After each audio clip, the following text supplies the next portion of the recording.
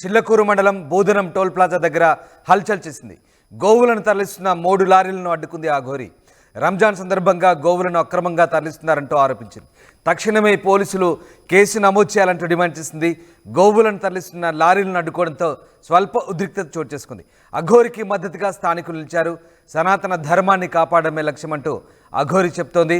ఇక రంజాన్ సందర్భంగా ఈ గోవులను తరలించి గోవధ చేస్తున్నారంటూ అఘోరి అక్కడ హల్చల్ చేసింది.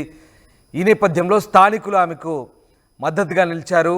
ఉమ్మడి నెల్లూరు జిల్లా చిల్లకూరు మండలం బోధనం టోల్ ప్లాజా దగ్గర ఈ హల్చల్ కొనసాగింది.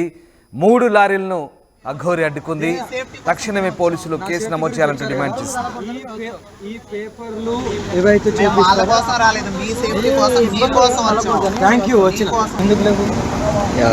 సనాతన ధర్మం గురించి ఇంకెందుకు ఇంకా పోరాటాలు అంది మా గుళ్ళల్లో ఎందుకు వెళ్ళాలి మనం? చట్టం అన్ని చేయదు కదా, చట్టం అన్ని చేయదు కదా. ఇప్పుడు అవును, ఇప్పుడు మీటింగ్ తీసుకెళ్ళి పోలీస్ స్టేషన్లో కంప్లైంట్ ఇచ్చిన తర్వాత